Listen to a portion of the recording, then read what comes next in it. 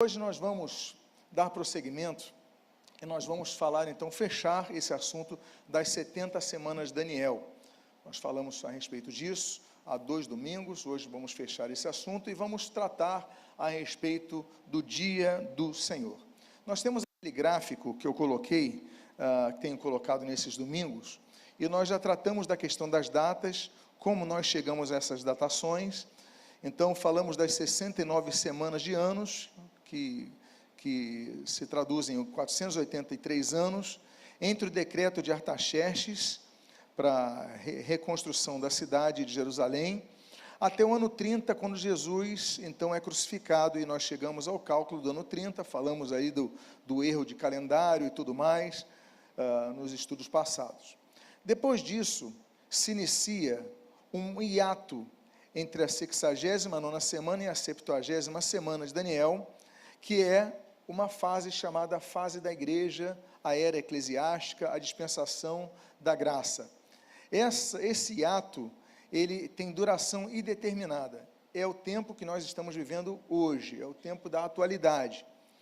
Num dia que ninguém sabe quando acontecerá, o Senhor Jesus virá arrebatar a igreja, e quando ele arrebatar a igreja, dar-se-á então o início do último período de anos, da última semana de 7 anos, que é chamado período da grande tribulação, quando inicia-se o governo do anticristo.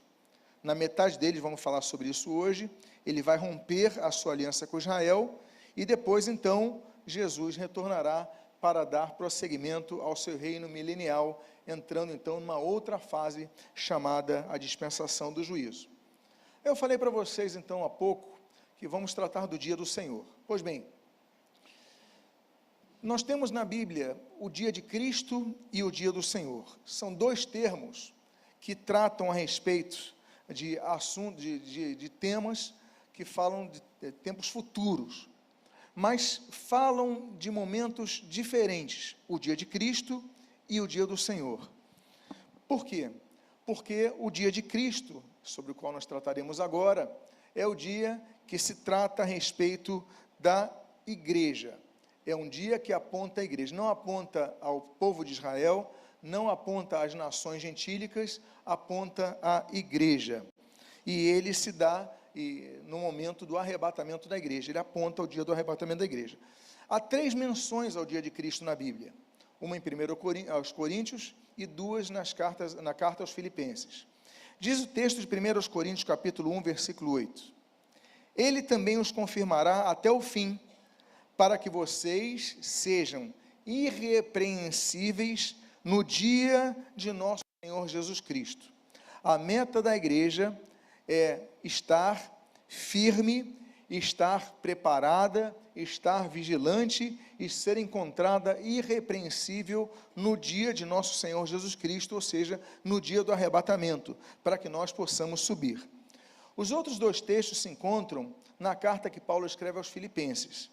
Diz o capítulo 1, versículos 6 e 10, depois o capítulo 2, versículo 16, o seguinte: estou certo de que aquele que começou boa obra em vocês, há de completá-la até o dia de Cristo Jesus. E também faço esta oração, e toda a percepção, para que vocês aprovem as coisas excelentes, e sejam sinceros e inculpáveis para o dia de Cristo. Ou seja, não podemos ter culpa no dia do arrebatamento. Para que sejam irrepreensíveis e puros, filhos de Deus inculpáveis, no meio de uma geração pervertida e corrupta, na qual vocês brilham como luzeiros no mundo, preservando a palavra da vida. Assim, no dia de Cristo, poderei me gloriar de que não corri em vão, nem me esforcei inutilmente. Então, quando a Bíblia trata, nas suas 3 menções, sobre o dia de Cristo, ela está falando de um evento futuro, mas um evento pontual, de um momento específico, do dia do arrebatamento da igreja. Esse é o dia de Cristo. Agora, sobre o dia do Senhor. Sobre o dia do Senhor, primeiro vamos entender a palavrinha no hebraico para dia. Nós, no português, usamos o termo dia para um momento que agrupa 24 horas, então temos um dia. No hebraico esse termo é mais elástico, e ele não equivale a apenas 24 horas, mas ele pode apontar a um período de tempo maior, como nós temos o texto de Provérbios, capítulo 25, versículo 15. Veja o que diz esse texto. Na versão em português, eles traduziram corretamente, porque eles usaram uma ferramenta chamada hermenêutica. Então, eles viram o sentido da palavra yom, que é a palavra para dia em hebraico, e eles traduziram como tempo. Diz o texto: como frescor da neve no tempo da colheita, assim é o mensageiro fiel para os que o enviam, porque refrigera a alma dos seus senhores. Ora, o hebraico não está tempo da colheita, está dia da colheita. Mas você não tem apenas um dia para a colheita. Você tem um período de meses, é uma estação para você fazer colheita. Então, pega semanas, pega meses.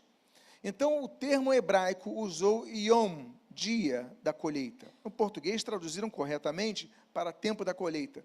Mas o que eu quero dizer para vocês é que o dia do Senhor, então, não é, ao contrário do dia de Cristo, que é um evento apenas, marcado pontualmente, mas o dia do Senhor é um período de tempo maior. É um período de tempo que vai apontar todo o período do juízo, após o arrebatamento da igreja, após o dia de Cristo, começa o dia do Senhor. Então, começa o período do juízo sobre a terra, começa o período do juízo sobre Israel, sobre as nações gentílicas. Enquanto isso, como nós já vimos naquele mapa, naquele gráfico, a igreja está, depois do tribunal de Cristo, nas bodas do Cordeiro. Então, avança para esse período. Vamos ver o que a Bíblia fala sobre o dia do Senhor. Em primeiro lugar, o dia do Senhor se iniciará na grande tribulação, com a manifestação do anticristo. Diz 2 Tessalonicenses capítulo 2, versículos 1 a 3, o seguinte: irmãos, no que diz respeito à vinda de nosso Senhor Jesus Cristo e à nossa reunião com Ele, pedimos que vocês não deixem demover facilmente do seu modo de pensar, nem fiquem perturbados, quer por espírito, quer por palavra, quer por carta, como se procedesse de nós, dando a entender que o dia do Senhor já chegou. Então, Paulo falou, o dia do Senhor não chegou, dando a entender que o dia não chegou. Ninguém de modo nenhum os engane, porque isto não acontecerá sem que primeiro venha a apostasia e seja revelado o homem da iniquidade, o filho da perdição. Então, o apóstolo Paulo falou claramente, o dia do Senhor ainda não aconteceu. Ele vai acontecer depois que o iníquo, depois que o filho da perdição, o homem da iniquidade se manifesta, ou seja, está falando do anticristo. Então, quando o anticristo se manifestar, então nós temos o início desse período de tempo chamado dia do Senhor. Segundo lugar, esse dia do Senhor, ele se dará no período dos flagelos, derramados através dos selos, das trombetas e das taças do juízo divino. Nós vamos depois estudar, na continuidade desse estudo, sobre a abertura do livro, do rolo, né, do pergaminho com os 7 selos. Depois vamos falar das 7 trombetas, e depois vamos falar sobre as 7 taças da ira. Tudo isso vai acontecer no período da grande tribulação. E nesse período, que é o período de derramar dos flagelos, né, do juízo sobre a terra, então nós temos a menção da Bíblia que se trata do dia do Senhor. Diz o texto do profeta Sofonias, capítulo 1, versículos 14 a 16, o seguinte: está perto o grande dia do Senhor, está perto e vem chegando depressa, atenção, o dia do Senhor é amargo, e nele clamarão até os poderosos. Aquele dia será um dia de ira, dia de angústia e tribulação, dia de ruína e destruição, dia de trevas e escuridão, dia de nuvens e densas trevas, dia de toque de trombeta e gritos de guerra contra as cidades fortificadas e contra as torres altas. Então, esse período, esse dia, essa era, esse tempo, essa época, então, será um período de muita guerra, de muito clamor, de muita dor, de muita luta, de muito sofrimento, e isso, volta a dizer, a igreja de Cristo, será um período que a igreja de Cristo não passará, pois estará nos céus nesse período, nas bodas do Cordeiro. Terceiro ponto, além de todos esses eventos que vão acontecer na terra, nós teremos também os acontecimentos de cataclismas, e que vão advir com esses juízos, nesse mesmo período. O profeta Joel diz no capítulo 2, no versículo 30 a 31, o seguinte: mostrarei prodígios no céu e na terra, sangue, fogo, colunas de fumaça. O sol se transformará em trevas, a lua em sangue, antes que venha o grande e terrível dia do Senhor. Então, nesse período, que prepara todos os cataclismas, então nós temos a menção do dia do Senhor. Quarto momento que a Bíblia vai apontar o dia do Senhor, que nós podemos aqui mostrar que vai acontecer no período da grande tribulação. Se dará quando os exércitos mundiais marcharem contra Israel, contra Jerusalém, no Vale do Armagedom. Volto a dizer, já temos falado, cada vez mais vai aumentar esse sentimento antissemita, as perseguições contra Israel, as tentativas de aniquilar Israel. Então, isso vai chegar ao seu cúmulo, ao seu ápice, no período da grande tribulação. Mas o texto do profeta Joel, o mesmo profeta Joel, ele fala o seguinte no capítulo 2: toquem a trombeta em Sião, e deem o alarme no meu santo monte, que todos os moradores da terra tremam, porque o dia do Senhor está chegando, já está próximo. É dia de trevas e escuridão, dia de nuvens e densas trevas, como a luz do amanhecer sobre os montes, assim se difunde um povo grande e poderoso, como nunca houve igual, desde os tempos antigos, nem haverá outro depois dele pelos anos seguintes, geração em geração. À frente dele vai fogo devorador, atrás dele vem chamas destruidoras. Diante desse povo, a terra é como o jardim do Éden, mas atrás dele fica devastada como um deserto e nada lhe escapa. Então Joel já está tendo essa visão dos exércitos marchando contra Jerusalém, para cercar Jerusalém, e aí então nós temos uma quinta menção sobre o dia do Senhor, o retorno glorioso e definitivo do Senhor Jesus Cristo. O profeta Zacarias, no capítulo 14 de seu livro, nos 4 primeiros versos, ele diz: eis que vem o dia do Senhor, em que o de seu despojo será repartido dentro de vocês, ó Jerusalém, porque eu ajuntarei todas as nações para a batalha contra Jerusalém. A cidade será tomada, as casas serão saqueadas e as mulheres violentadas. Metade da cidade será levada para o cativeiro, mas o restante do povo não será expulso da cidade. Então, o Senhor sairá e lutará contra essas nações, como ele costumava lutar no dia da batalha. Naquele dia, os seus pés estarão sobre o Monte das Oliveiras, que está em frente de Jerusalém, para o leste, e o Monte das Oliveiras será fendido pelo meio, do leste ao oeste, formando um grande vale, e metade do monte se afastará para o norte, e a outra metade para o sul. Então, mais uma vez, o dia do Senhor aponta. Nós já falamos do início da grande tribulação com o arrebatamento da igreja. Nós falamos de um período caótico na terra, nesses 7 anos. Nós falamos agora sobre os exércitos rodeando Jerusalém, contra Jerusalém. E nesse momento, então, mostra que quando os exércitos estiverem rodeando Jerusalém, e já não houver escapatória, já não houver salvação em termos militares para Israel, então Jesus voltará e pisará com seus pés no Monte das Oliveiras. E ali diz o texto que o monte se fenderá em 2. E aí, chegamos ao 6º momento que o dia do Senhor é mencionado. O 6º momento mostra que quando Jesus voltar, o povo de Israel vai reconhecer Jesus como Messias que eles rejeitaram. Haverá um momento, nesse 6º momento, que haverá um cerco final contra Israel. Vou pedir que, por favor, estejam atentos ao slide. Haverá um cerco contra Israel. Creio que travou isso. Houve um travamento? Já foi. E aí então Israel vai se converter ao Senhor.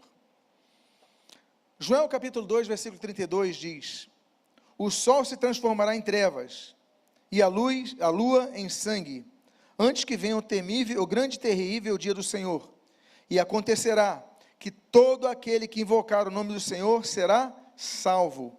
Porque no monte Sião e em Jerusalém estarão os que forem salvos, como o Senhor prometeu, e entre os sobreviventes, aqueles que o Senhor chamar.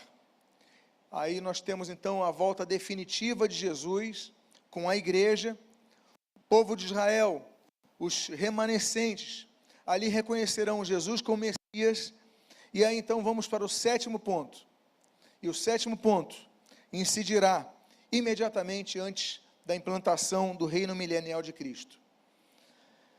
O texto de Isaías, capítulo 2, dos versículos 2 a 4, versículo 12, ele diz: nos últimos dias, o monte do templo do Senhor será estabelecido nos altos dos montes, e se elevará sobre as colinas, e para ele afluirão todas as nações.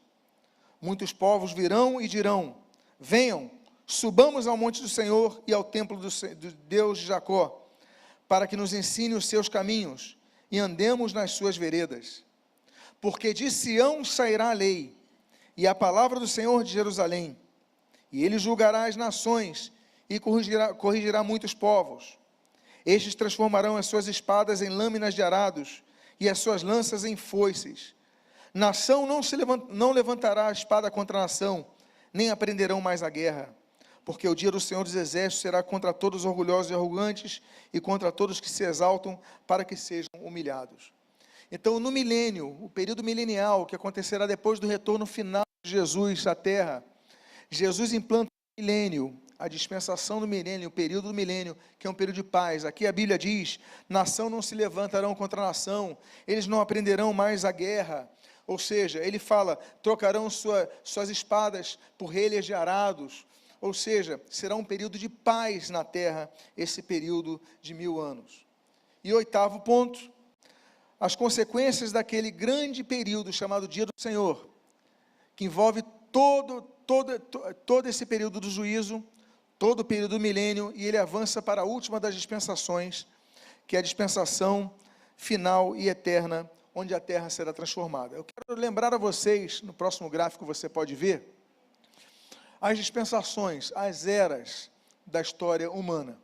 A dispensação da inocência, a dispensação da consciência, a dispensação do governo humano, a dispensação patriarcal, a dispensação da lei, a dispensação que nós vivemos nos dias de hoje, que é a dispensação da graça, que começa com Jesus Cristo e será finda com o arrebatamento da igreja. Aí começa o dia do Senhor, que você consegue ver em azul um pouco mais claro. E ele avança por 3 períodos, as 3 últimas dispensações. A dispensação do juízo, a dispensação do milênio, que é essa dispensação de paz, que nós mencionamos, e ele adentra a dispensação final e eterna. Vejamos o texto de 2 Pedro, capítulo 3, dos versículos 10 a 13. O texto diz: porém, o dia do Senhor virá como um ladrão. Naquele dia, os céus passarão com grande estrondo, e os elementos se desfarão pelo fogo. Também a terra e as obras que nela existem desaparecerão. Uma vez que tudo será assim desfeito, vocês devem ser pessoas que vivem de maneira santa e piedosa, esperando e apressando a vinda do dia de Deus. Por causa desse dia, os céus incendiados serão desfeitos, e os elementos se derreterão pelo calor. Nós, porém, segundo a promessa de Deus, esperamos o quê? Novos céus e o quê? Nova terra, nos quais habita a justiça. Já falamos sobre isso. As perspectivas geológicas da terra são perspectivas, pela ciência, negativas. Nós temos vários problemas na terra, problemas ecológicos, problema do calor, o aquecimento, El Ninho, tantas coisas acontecendo que estão claras, patentes aos nossos olhos. Mas uma das coisas que nós também podemos perceber é que vai chegar o tempo que essa terra vai arder. Deus vai fazer novos céus e nova terra onde nós habitaremos. Então a expressão do dia do Senhor, nesses 8 pontos que nós aqui abordamos, ela avança por um longo período, começando com a grande tribulação, avançando no final da grande tribulação com o retorno de Cristo, a salvação de Israel, implantação do milênio e o início da transformação da terra para uma nova terra. Agora, sobre o período do dia do Senhor, naqueles 7 anos que nós mencionamos, a última das semanas de Daniel, a 70ª semana de Daniel, que é um período de 7 anos, quando a igreja não estará na terra, a igreja terá sido arrebatada. Os 7 períodos, então, que se estabeleceu, os 7 anos que se estabeleceram nesse período da grande tribulação na terra, eles vão abranger o povo de Israel e as nações gentílicas. Então, será uma fase de juízos, denominadas pelo Senhor de grande tribulação.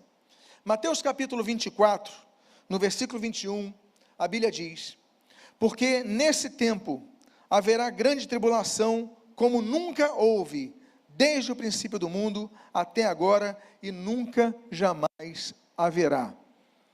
Então, o período que Jesus, ele aponta, que é o período do juízo, a fase do juízo, a dispensação do juízo, nunca aconteceu antes, nem nunca vai acontecer depois. Vai ser a pior fase que a humanidade vai experimentar. E a Bíblia, então, traz sobre esse dia chamado Dia do Senhor, o dia da grande tribulação, outros nomes, como a 70ª semana de Daniel, o dia do Senhor, que nós já citamos, tempo de angústia de Jacó, dia da vingança de nosso Deus, dia de trevas, aquele dia, o dia da ira vindoura. Ou seja, a Bíblia aponta vários nomes para esse mesmo período de 7 anos. Esse último período de 7 anos, antes da implantação do milênio, antes da implantação da paz terrena, antes da volta definitiva do Senhor Jesus, ele será dividido exatamente 2 períodos de 3 anos e meio. Ou seja, 7 anos divididos pela metade, num evento central que vai mudar tudo. Por isso, alguns denominam a primeira parte da grande tribulação do período da tribulação, e a segunda parte desse período, o período da grande tribulação. Esses 3 anos e meio, eles recebem 7 vezes, para você ver como o número é preciso, por 7 ocasiões, a Bíblia denomina que essa grande tribulação, ela terá um período de 3 anos e meio, dentre esses 7 anos. Daniel capítulo 7, versículo 25, ele falará contra o Altíssimo, oprimirá os santos do Altíssimo, e tentará mudar os tempos e a lei, e os santos serão entregues na mão dele por um tempo, tempos e metade de um tempo. Um tempo, tempos e metade de um tempo. E aí aponta então para essa divisão muito precisa. Mais preciso ainda é o texto de Daniel capítulo 9, versículo 27, quando a Bíblia diz, ele está falando do anticristo, fará firme aliança com muitos por 1 semana. Na metade da semana, ou seja, na metade dessa semana de 7 anos, depois de 3 anos e meio, na metade da semana, fará cessar o sacrifício e a oferta de cereais. Sobre a asa das abominações virá aquele que causa desolação, até que a destruição que está determinada seja derramada sobre ele. Ou seja, fala da metade da semana. Terceiro texto, Apocalipse capítulo número 11, versículos 1 a 2. Foi-me dado um caniço semelhante a uma vara, e também me foi dito, levante-se e vá medir o santuário de Deus, o altar, e os que adoram no santuário, mas deixe de lado o átrio exterior do santuário e não meça, porque, olha só que coisa, esse átrio será dado aos gentios, foi dado aos gentios, que por 42 meses pisarão a terra santa, a cidade santa. Darei autoridade às minhas 2 testemunhas, para que profetizem durante 1260 dias, ainda mais preciso, vestidas de pano de saco. Nós já falamos, no estudo passado, sobre o ano profético, como ele é medido. Não estamos falando do ano solar, que nós no calendário gregoriano adotamos aqui no Ocidente, não estamos falando do ano lunisolar, como os hebreus utilizam e outros povos do Oriente, estamos falando do calendário profético, e exatamente isso, 1260 dias, será o ministério das 2 testemunhas, ou seja, 3 anos e meio. E o texto que eu coloquei observância, nós colocamos assim, esse átrio será dado aos gentios, para que por 42 meses eles pisem na cidade santa. Durante 42 meses, eles terão ali uma corregência de Jerusalém. Volto a dizer, o governo do anticristo, ele vai abranger um governo mundial, ele vai fazer uma aliança com Israel, e essa aliança com Israel vai perdurar 3 anos e meio. Aí termina esse período do governo dele, porque Israel vai romper essa aliança com o anticristo. Quarto texto, Apocalipse 11 também, só que agora no versículo número 3. O texto diz: darei autoridade às minhas testemunhas, para que profetizem durante 1260 dias vestidas de pano de saco. Quinto texto, Apocalipse capítulo 12, versículo 6. A mulher, porém, fugiu para o deserto, onde Deus lhe havia preparado um lugar, para que nele a sustentem durante 1260 dias. Essa mulher se refere ao povo de Israel. O povo de Israel vai ficar preservado 1260 dias, 3 anos e meio. Serão poupados dessa perseguição do dragão, do inimigo contra Israel. Sexto texto, Apocalipse 12, versículo 14. Mas foram dadas à mulher as 2 asas da grande águia, para que voasse para o deserto, para o seu lugar. Aí é onde é sustentada durante um tempo, tempos e metade de um tempo fora do alcance da serpente. Há quem entenda que a grande águia, o símbolo da maior nação da terra, da mais poderosa nação da terra, que são os Estados Unidos, é uma águia. Então, os Estados Unidos são o maior aliado de Israel. Se não fosse os Estados Unidos, qualquer estrategista diria que Israel não existia mais. O poder de veto na ONU, quantas vezes, e nós temos vivenciado isso nos dias atuais, nós temos 6 votos contra Israel, mas nós temos um veto dos Estados Unidos. Ou o contrário, Estados Unidos aponta alguma coisa, 6 vão contra, porque Estados Unidos é a grande águia, Estados Unidos é o grande defensor. Esse texto diz: mas foram dadas às mulheres as 2 asas da grande águia, para que voasse para o deserto, para o lugar onde é sustentado durante um tempo, tempos e metade de um tempo fora do alcance da serpente. Ou seja, será ainda preservada ali, será mantida dessa perseguição mundial. E o último texto, capítulo seguinte, Apocalipse 13, versículos 4 e 5, nós lemos o seguinte: e adoraram o dragão, porque deu a sua autoridade à besta. Também adoraram a besta, dizendo: quem é semelhante à besta? Quem pode lutar contra ela?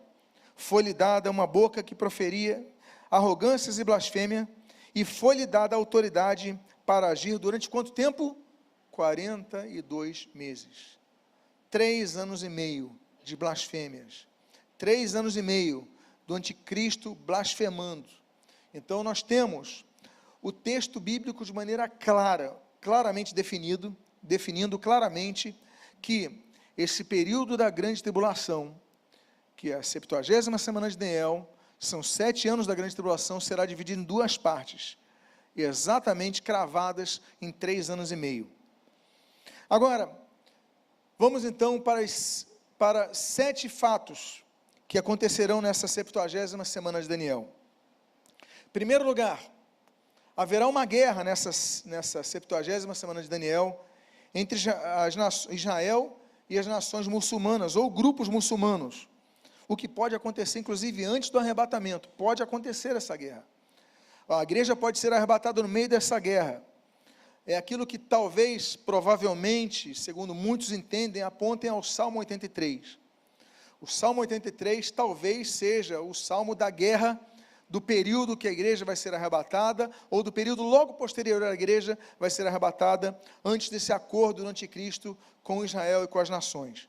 Mas o fato é que esse Salmo 83 é um salmo que aponta profeticamente a tentativa do extermínio total de Israel, e naquilo que as pessoas têm declarado nas redes sociais, a expulsão dos judeus do rio ao mar.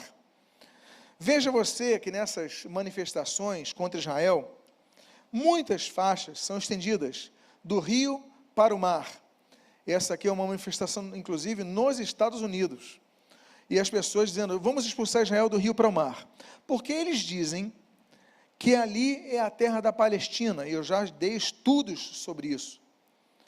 E eles dizem o seguinte: não, a Palestina, eles dizem, é nossa, do rio, você está vendo o rio aqui, que é o Rio Jordão, até o mar que você está vendo aqui, que é o mar Mediterrâneo. Então vamos, dizem eles, vamos expulsar os judeus de toda essa região, do rio ao mar. Só que tem um problema, inclusive, que é um problema básico, histórico. Se eles entendem que a Palestina estava nesse lugar, nós temos um problema. O problema é que eles são tão tendenciosos que eles não incluem a Jordânia, com a expulsão da Jordânia. Pode colocar o mapa que segue, por favor? Você lembra que nós falamos, quando a Palestina ela foi ocupada pelos britânicos? Entre 1920 e 1948, eles criaram, então, o Mandato Britânico da Palestina. Tem até a bandeira, o Mandato Britânico com o nome Palestina ali. Pois bem, você pode ver no mapa do Mandato Britânico que a Palestina não era do rio ao mar, não era do Rio Jordão até o mar Mediterrâneo, era muito maior. Hoje, esse mandato da Palestina, ele agrupa dois países. Ao oeste está Israel, a leste está a Jordânia. Mas eles só dizem a Palestina nossa, do rio ao mar. Por que eles não dizem mais para o leste? Porque eles não querem expulsar os árabes, eles querem expulsar os judeus. Então, uma questão totalmente anti-israelita, para ser mais preciso que o termo antissemita, mais específico. E o Salmo 83 diz exatamente isso. Diz o versículo 2 ao versículo 8 o seguinte: os teus inimigos se alvoroçam, e os que te odeiam levantam a cabeça, tramam astutamente contra o teu povo, e conspiram contra os teus protegidos. Eles dizem, olha só o que eles dizem, veja o que nós estamos ouvindo pelo Hamas, nós estamos ouvindo por tantas manifestações.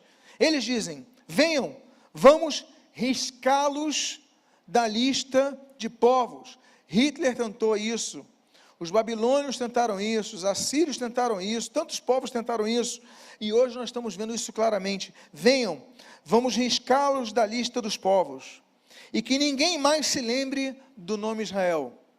Do rio ao mar, vamos expulsá-los. Que ninguém mais se lembre do nome Israel. Os mapas que são feitos em vários locais dos países árabes, que não reconhecem Israel como Estado, eles não colocam Israel, eles colocam o quê? Palestina. Isso nós vemos hoje, na atualidade. Venham, vamos riscá-los da lista de povos, dos povos, e que ninguém mais se lembre do nome de Israel, pois tramam de comum acordo e firmam a aliança contra ti. São as tendas de Edom e os ismaelitas, Moabe e os agarenos, Gebal, Amon e Amaleque, a Filistia, e com os seus filisteus, os palestinos, com os habitantes de Tiro, os libaneses. Também a Assíria se alia com eles, e se constitui em braço forte aos filhos de Ló. Bom, nessa guerra eu falei de 7 eventos, eu falei do primeiro agora, que é essa guerra de nações e ou grupos islâmicos para destruir e riscar Israel do mapa, e que não se ouça mais o nome de Israel. Esse é o objetivo deles. Inclusive, essa é uma da carta estatutária do Hamas, eliminar Israel. Segundo ponto, nessa guerra, os dois locais sagrados do Islã, que é a Mesquita de Omar e o Domo da Rocha, vão ser destruídos para que o templo seja reconstruído. Ao menos, isso vai acontecer até a metade da grande tribulação. Uma vez que a menção dos sacrifícios, que só podem ser realizados nele, e o lugar santo onde o anticristo entrará. Diz o texto de Daniel, capítulo 9, versículo 27. Na metade da semana, fará cessar o sacrifício e oferta de cereais. Ora, depois de 3 anos e meio, o anticristo, ele vai ordenar, não façam mais sacrifícios, não façam mais a oferta de cereais. Ou seja, o templo foi construído. Porque hoje os judeus não têm templo. Nós, cristãos, usamos os locais de culto e usamos o termo templo. Os judeus não usam. Só alguns judeus, que são os judeus reformistas, eles usam o termo sinagoga. Existem várias sinagogas, mas qual é a diferença das sinagogas para o templo? Que nas sinagogas não pode haver sacrifício, isso é só no templo. O terceiro templo terá que ter sido reconstruído para que tenha o sacrifício sendo realizado. E ele vai falar, cessem os sacrifícios. Portanto, o templo já vai ter sido levantado. Mateus capítulo 24, o Senhor Jesus ainda fala de maneira precisa sobre um outro local que não tem nas sinagogas, só tem no templo. Mateus 24, do versículo 15 a 16, diz o seguinte: quando, pois, vocês virem situado no lugar santo o abominável da desolação de que falou o profeta Daniel, quem lhe entenda, então os que estiverem na Judéia fujam para os montes. Ora, não existe nas sinagogas um local chamado lugar santo. Esse local só existe no templo. O templo não existe em Jerusalém. Há 2 locais sagrados para os muçulmanos. Então, para que o templo seja levantado ali, esses 2 locais vão ter sido destruídos. E aí então, tendo sido esses locais destruídos, tendo sido reerguido o 3º templo, então, o 3º ponto, o anticristo se manifestará e fará uma aliança com Israel e parte daquelas nações, por uma semana de 7 anos. O texto de Daniel, capítulo 9, volta ao versículo 27, diz: e ele fará firme aliança com muitos por uma semana. Ora, Israel e os países muçulmanos estão em guerra. 2 locais sagrados para os muçulmanos foram destruídos. Quem vai conseguir pacificar? Nós não vemos um nome hoje. Nós vemos o presidente americano tentando, não conseguindo. Nós vemos o presidente da França tentando, não conseguindo. Nós vemos os líderes da União Europeia tentando, não conseguindo. Ninguém consegue isso, mas o anticristo vai conseguir. De alguma forma, ele vai conseguir acalmar os países muçulmanos por tais perdas e acalmar Israel, com a promessa, provavelmente nessa aliança, da construção do templo. Depois nós vamos dar um estudo somente sobre o 3º templo. Agora, essa é uma aliança mortal. O texto de Isaías, profeta Isaías, no capítulo 28, no versículo número 15, ele diz: porque vocês dizem, fizemos aliança com a morte, e acordo com a sepultura, quando passar a catástrofe arrasadora, não nos atingirá, porque o nosso refúgio é a mentira, e o nosso esconderijo é a falsidade. Então, nós temos um acordo baseado em mentiras, um acordo baseado em falsidade, e um acordo que redundará, segundo o texto de Isaías, em morte e em sepultura. E aí, então, 4º desses 7 eventos, nessa cronometria, 4º momento, o anticristo, depois de 3 anos e meio, vai romper a aliança, finalizando a paz temporária com os judeus. E aí ele vai confirmar aquela profecia de Isaías, que fizeram um acordo com a morte e um pacto com a sepultura. Daniel capítulo 9, versículo 27, na sua segunda parte, diz: na metade da semana, ou seja, na metade desses 7 anos, depois de 3 anos e meio, na metade da semana, fará cessar o sacrifício e oferta de cereais. 5º evento consequente: com o rompimento de Israel, com Israel, da aliança dos povos com Israel, o anticristo vai se voltar contra Israel, e por causa da arrogância dele, será um dos pontos que nós observamos no texto bíblico, que poderá desencadear tudo isso. Por quê? Porque existe um lugar que ninguém pode entrar, só o sumo sacerdote pode entrar, o lugar santíssimo, e o lugar santo, somente os sacerdotes podem entrar. Mas aí, o anticristo vai querer adentrar nesse local, e vai ser repreendido, porque pode ter qualquer acordo com Israel, meus amados irmãos, mas havendo o templo, nenhum político pode entrar no local santo, nenhum deles. E assim como aconteceu com o rei Uzias, vai acontecer, e foi ali um momento que apontava a uma certa perspectiva profética em relação ao que vai acontecer com o anticristo. O rei Uzias, ele foi um grande rei em Israel, ele fez grandes obras, ele colocou torres no deserto, ele ampliou o reino, ele foi bom na economia, foi um rei, o rei Uzias, foi um rei extremamente competente em Israel, mas, por causa disso, subiu-lhe a arrogância, Diz o texto que nós lemos, em 2 Crônicas, capítulo 26, do versículo 16 ao 19, o seguinte: mas, depois que Uzias se tornou poderoso, o coração dele se exaltou para a sua própria ruína. Ele cometeu uma transgressão contra o Senhor seu Deus, pois entrou no templo do Senhor para queimar incenso no altar de incenso. Porém o sacerdote Azarias entrou atrás dele, acompanhado de 80 sacerdotes do Senhor, homens da maior firmeza. Eles enfrentaram o rei Uzias e lhe disseram: não compete a você, Uzias, queimar incenso diante do Senhor, mais aos sacerdotes, filhos de Arão, que são consagrados para esse serviço. Saia do santuário, porque você cometeu uma transgressão, e isso não lhe trará honra da parte do Senhor Deus.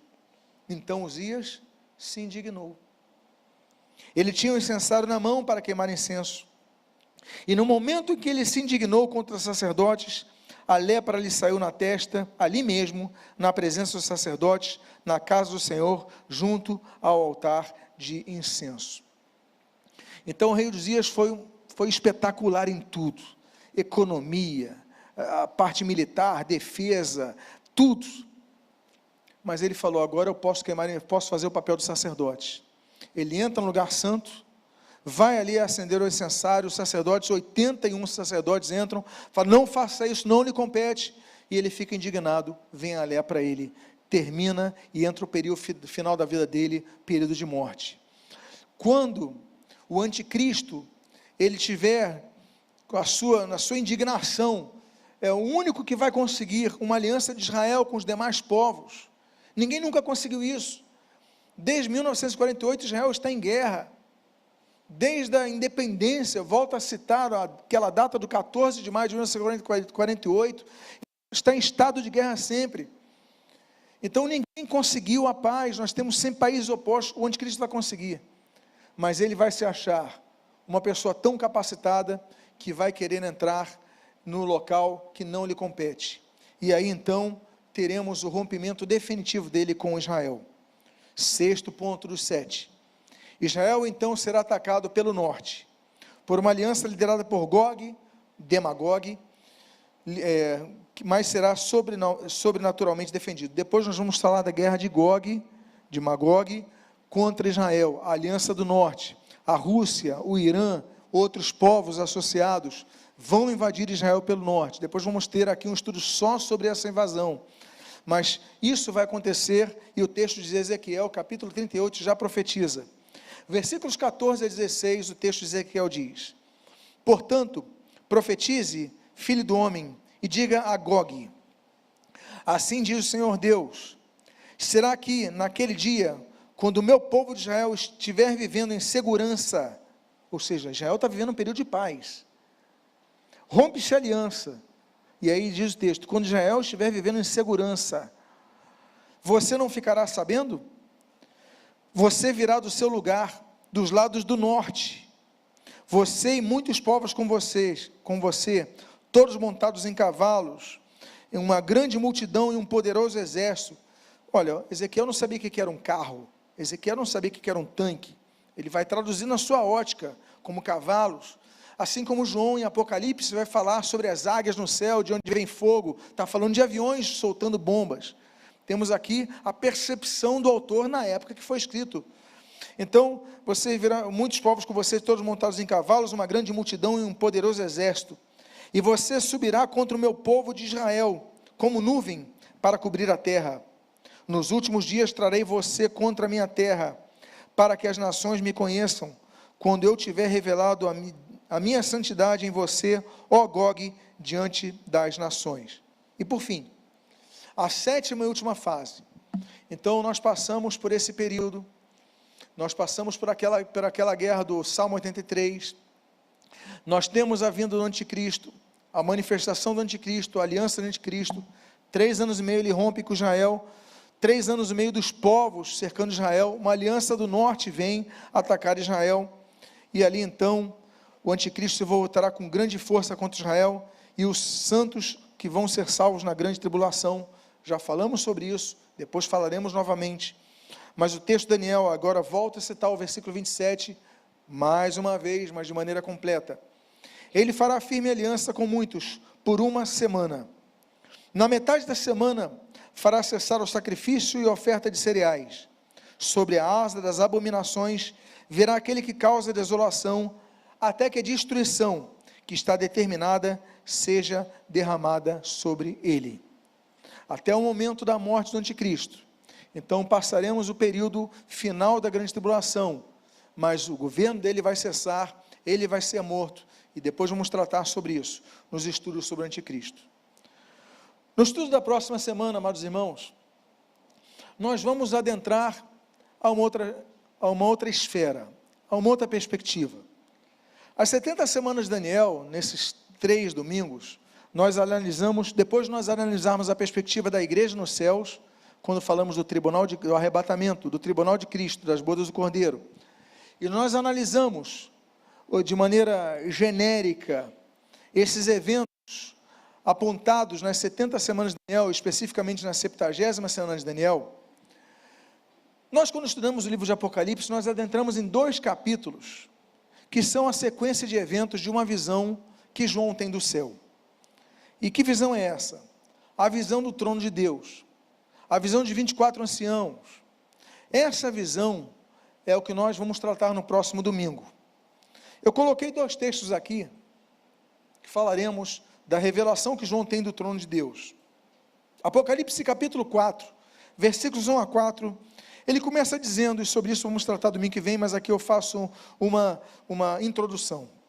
Depois destas coisas, olhei, e eis que havia uma porta aberta no céu, e a primeira voz que ouvi, que era como de trombeta ao falar comigo, disse: suba até aqui, e eu lhe mostrarei o que deve acontecer depois destas coisas. Imediatamente, eu me achei no espírito, e eis que havia um trono armado no céu, e alguém estava sentado no trono. E esse que estava sentado, era semelhante no aspecto à pedra de jaspe e ao sardônio, e ao redor do trono, havia um arco-íris semelhante no aspecto à esmeralda. Ao redor do trono, havia também 24 tronos, e neles estavam sentados 24 anciãos, vestidos de branco e com coroas de ouro na cabeça. E termino com o capítulo 5, que é o outro capítulo que nós vamos analisar no domingo que vem, os versículos 1 e 2. Vi, na mão direita daquele que estava sentado no trono, um livro em forma de rolo, escrito por dentro e por fora, e selado com 7 selos. Vi também um anjo forte que proclamava: quem é digno de quebrar os selos e abrir o livro? Então, nessa visão que João vai ter dos céus, ele vai ver a presença do trono de Deus, os 24 anciãos, mas ele também vai ver um anjo surgindo com um pergaminho, com um livro, com um rolo, selado com 7 selos, com sete bulas, com 7 lacres. E ele pergunta: quem pode desatar esses selos? E sobre isso, então, vamos analisar no próximo domingo. No próximo domingo vamos tratar sobre o trono de Deus, os 24 anciãos, os 4 seres viventes e o livro lacrado. E que Deus possa ter abençoado a sua vida nesta manhã, de maneira rica e abundante, em nome de Jesus. Vamos ficar de pé, vamos fazer uma oração.